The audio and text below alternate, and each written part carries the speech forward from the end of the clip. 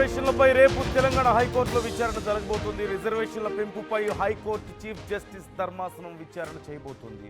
BC రిజర్వేషన్ల పెంపును వ్యతిరేకిస్తూ పిటిషన్లు దాఖలైన నేపథ్యంలో జీవో 9ను కొట్టివేయాలంటూ 2 పిటిషన్లు దాఖలైన నేపథ్యంలో ఈ 2 పిటిషన్లను కూడా ధర్మాసనం విచారించబోతుంది. హైకోర్టు నిర్ణయం ఎలా ఉంటుందన్న దానిపై తీవ్ర ఉత్కంఠ కనిపిస్తోంది. జీవో 9ను కొట్టివేస్తుందా, సమర్థిస్తుందా అనే దానిపై ఆసక్తి కనిపిస్తోంది. ప్రభుత్వం తరపున అభిషేక్ మను సింఘ్వి వాదనలు వినిపించబోతున్నారు.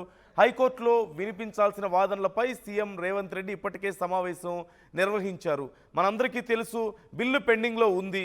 ఇదే సమయంలో తెలంగాణ ప్రభుత్వం జీవో 9ను రిలీజ్ చేసి ఈ స్థానిక సంస్థల ఎన్నికల్లోనే బీసీలకు రిజర్వేషన్లు కల్పిస్తామంటూ చెప్పింది. ఈ నేపథ్యంలో ఈ అంశానికి సంబంధించి పలు పిటిషన్లు దాఖలవ్వడం, ప్రభుత్వాన్ని హైకోర్టు ప్రశ్నించడం మనం చూసాం. మీరు ఎన్నికలకు ముందు ఇంత హడావుడిగా ఎందుకు జీవోని రిలీజ్ చేశారు అని ప్రశ్నించింది కోర్టు.